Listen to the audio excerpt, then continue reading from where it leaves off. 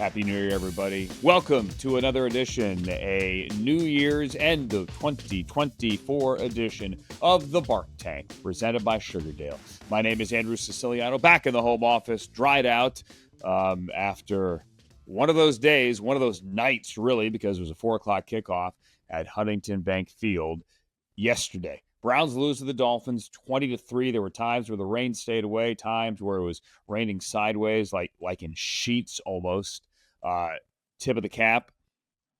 Browns cap over there, not going to pick it up, but tip of the cap to every Browns fan or fan of the Dolphins for that matter. Anyone in the building in Huntington Bank Field yesterday that braved the elements. It wasn't that cold. I mean, I think I cracked before the game. It felt like springtime in Miami, like mid-50s and rain, granted, without the humidity. But you get my point. It was not the weather we thought it was going to be when back this past May, you get this one and you're like, Browns, Dolphins, primetime, couple of days after Christmas, couple of days before New Year's. Tua can't play in the snow. It's going to be snowing. It's going to be freezing. It's going to be a battle for AFC playoff positioning. And then it turned out to be Tyler Huntley and DTR.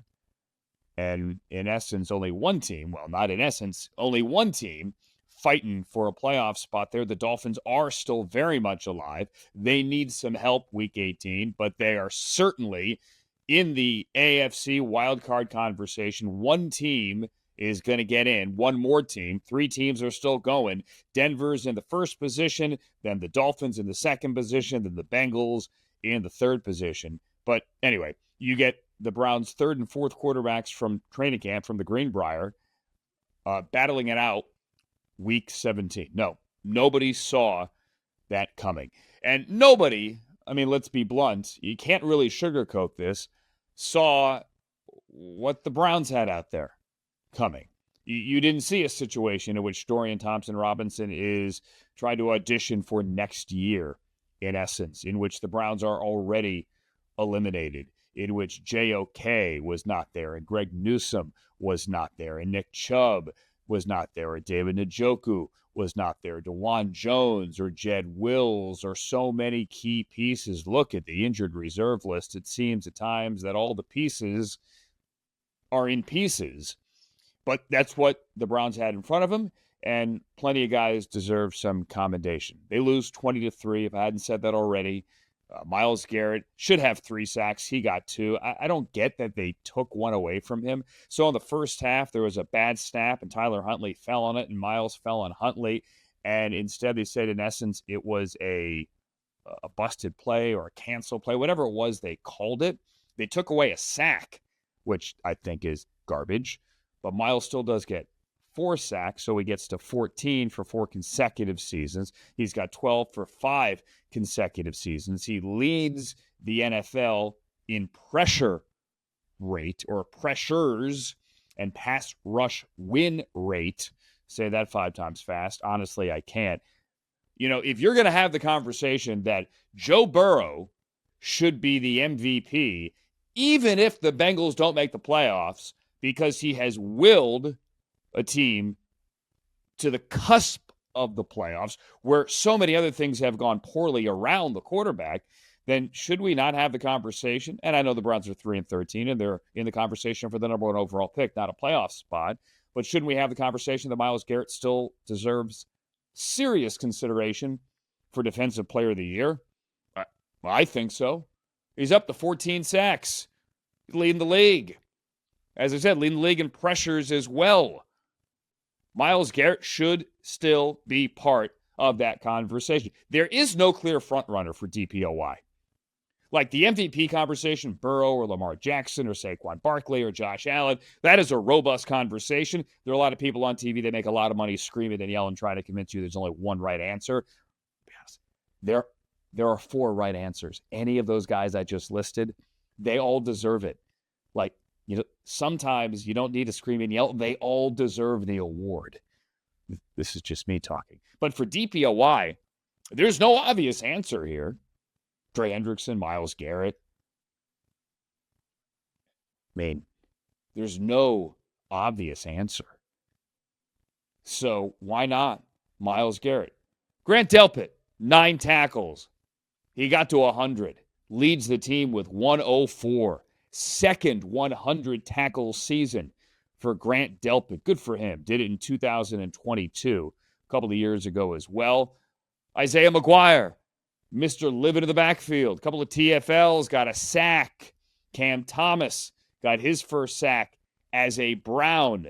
On the defensive side, Mahmoud Diabate flying around. Denzel Ward made some plays before he had to leave with a shoulder injury, and you knew immediately he made that tackle. He and Jordan Hicks made a tackle right in front of the Browns bench, and as soon as Denzel hit the guy, he immediately favored his shoulder, and immediately, because he was right there by the bench, went to the sideline, and that was it for him.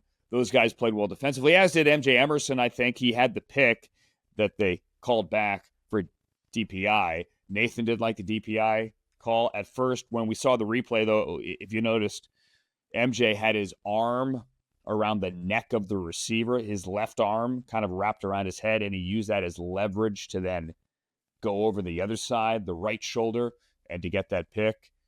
Would have been his first pick, though. It would have been nice. Now, on the flip side of that, I do think that Jalen Ramsey deserved a flag for interfering on the 4th down with Jerry Jeudy in the end zone, where the Browns turned it over on downs. They were down 13-3, and they chose to go for it rather than take the field goal and to make it a 1-score game.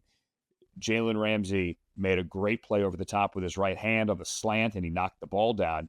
But if you look, the rule is you can't turn the wide receiver. I can have my hand on your hip if I'm the DB, and I can even exert force.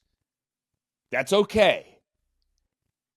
But if I turn you, in other words, if I pull you away from the ball and turn that inside hip as I'm going to the ball with my outside hand or arm, that's DPI.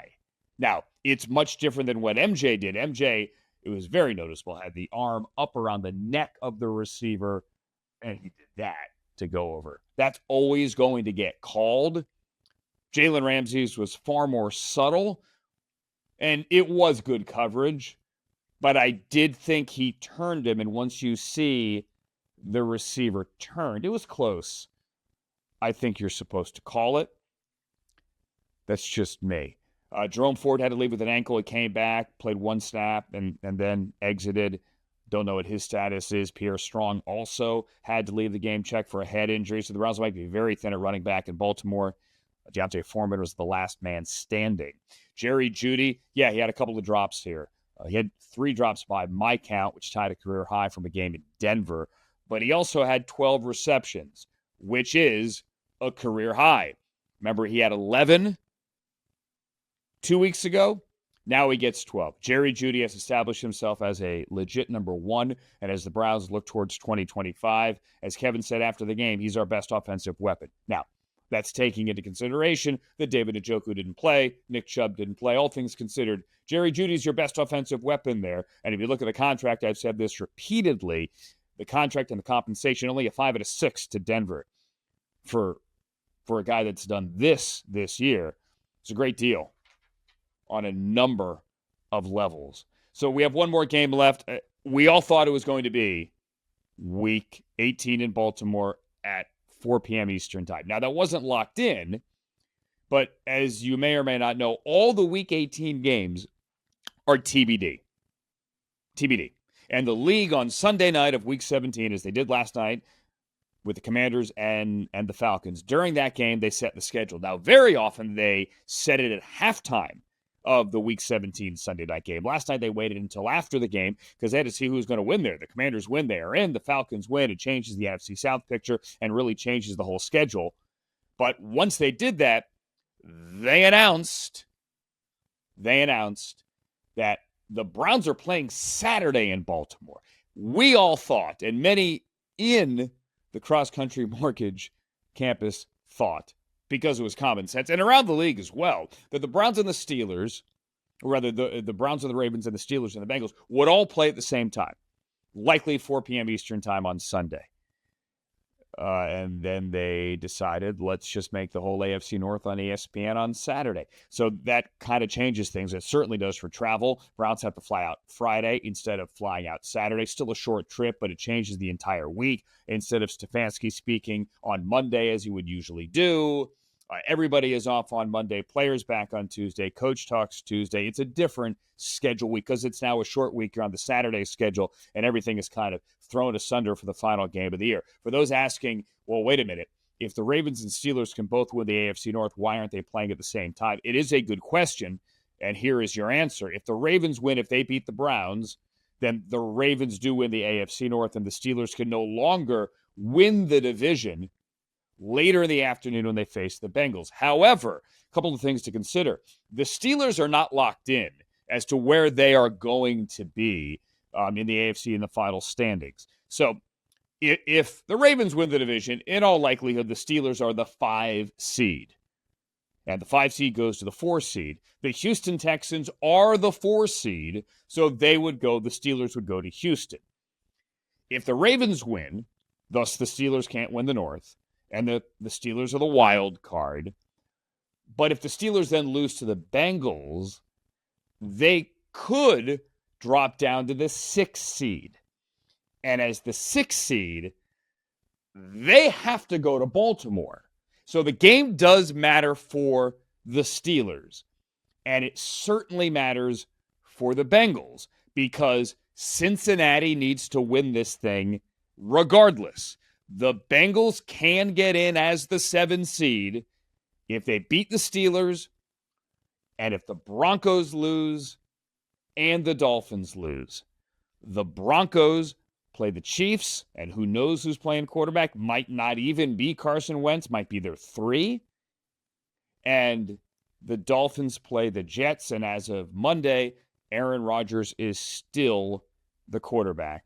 He is still going to play. So that's why it does make sense now once you look at it that way. These games are going to be on Saturday. Browns, Saturday. Everybody on the Cleveland Browns, on the University Hospital's Cleveland Browns radio network. Nathan Gerard and yours truly, the final game of the year in Baltimore. All right, let's talk about the number 1 pick thing and where the Browns are going to draft. So this is not a secret. You look at the Giants yesterday, right? The Giants held the number 1 overall pick going into the game yesterday at home with the Colts. The Giants were this close, all right, to becoming the first team in NFL history to go 0-9 at home during a season. Well, first real chance anyone's had because it used to be 8-8. NFC this year has 9 home games. Now that we have the 17 and we rotate the 8 and the 9, nobody had ever lost them all. So that's what was facing the Giants. If they lost, they were looking at the number 1 pick. The Colts had everything to play for. Indy needed some help, but Indy was in it, much like the Dolphins, the Bengals, right? The Broncos. They were in it.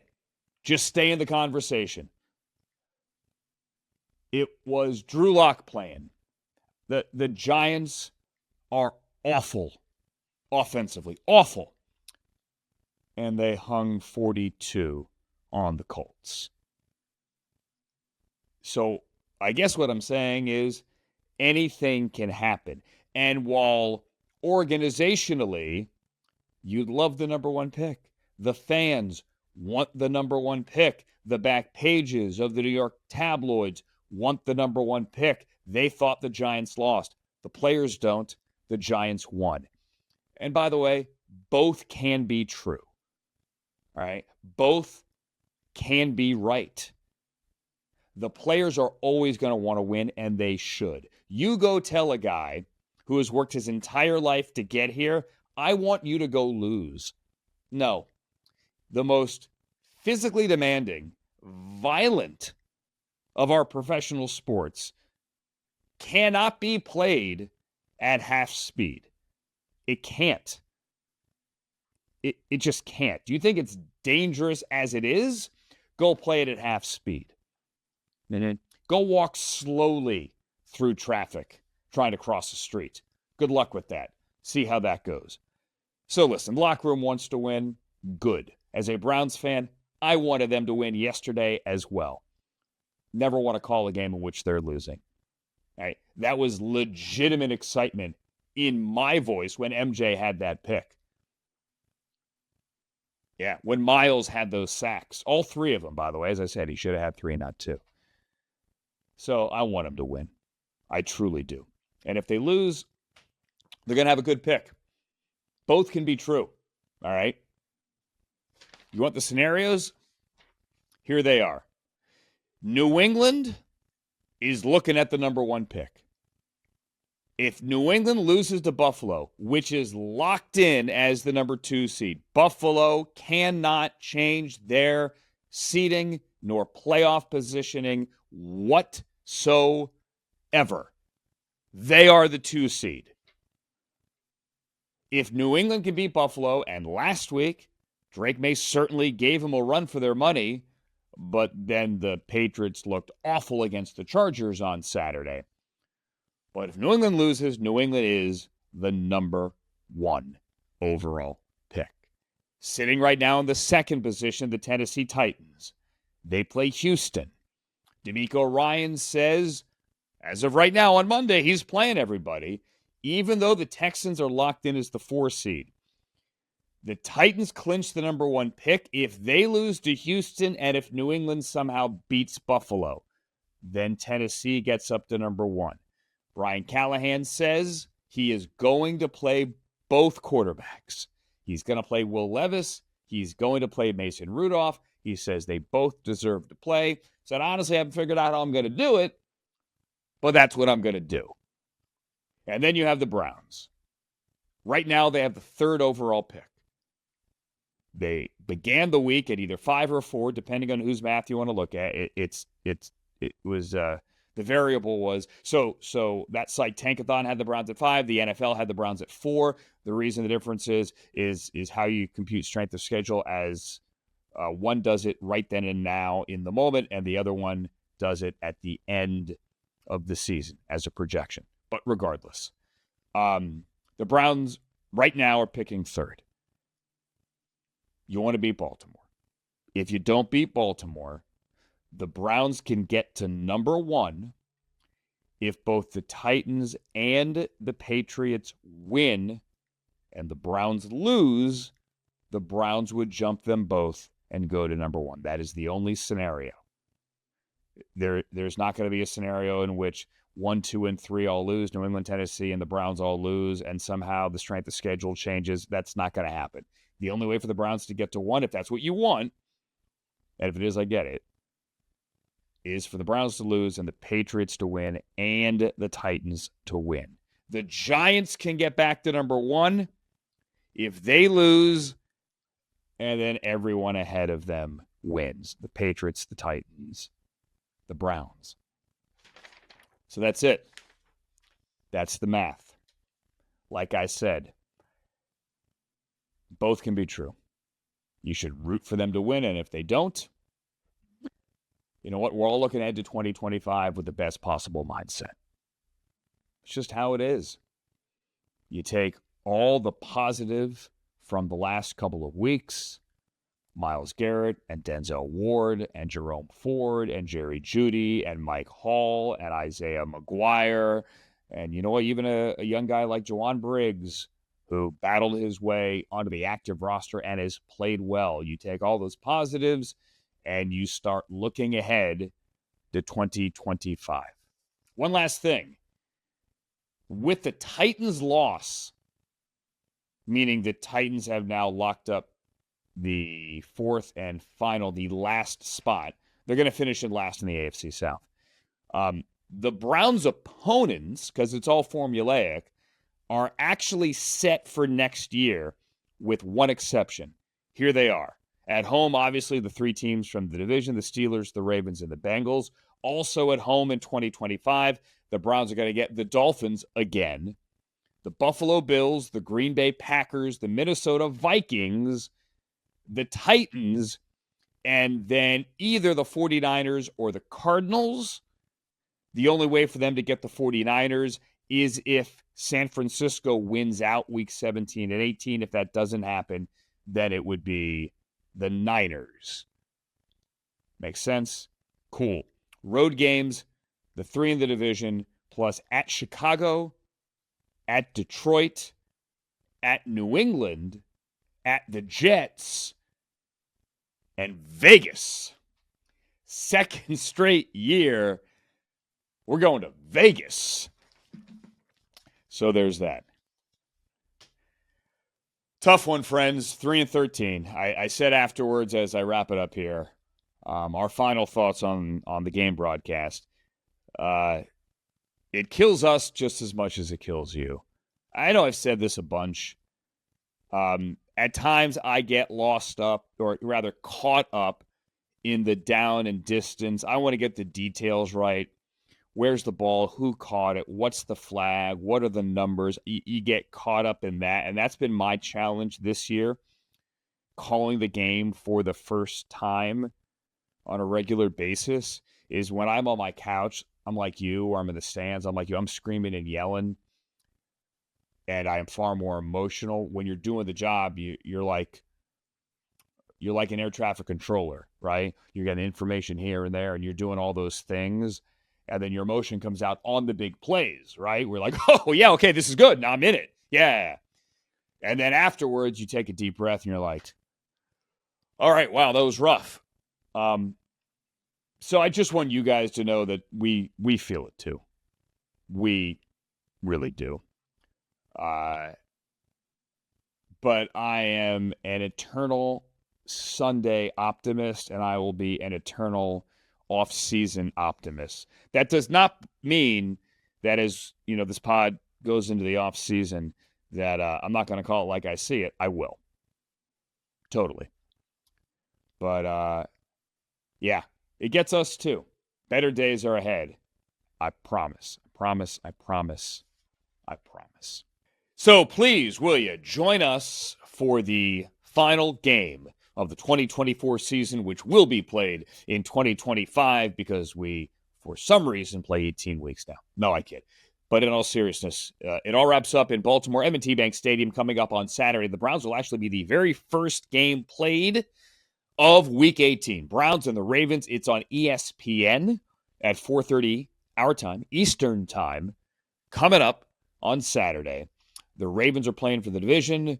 The Browns are playing for 2025, but also playing to knock a team out. Well, the Ravens are in it, but it would knock them out of the AFC North. A couple of weeks ago, the Browns couldn't knock the Bengals out. Last week, they couldn't knock the Dolphins out. Hey, wouldn't it be nice to knock the Ravens out, at least out of the AFC North Championship, make them go on the road as a wild card? Does it make the season any better? No. Might be a nice building block, though, into the offseason and into 2025. Please join Nathan, Gerard, Sherry, and our entire crew.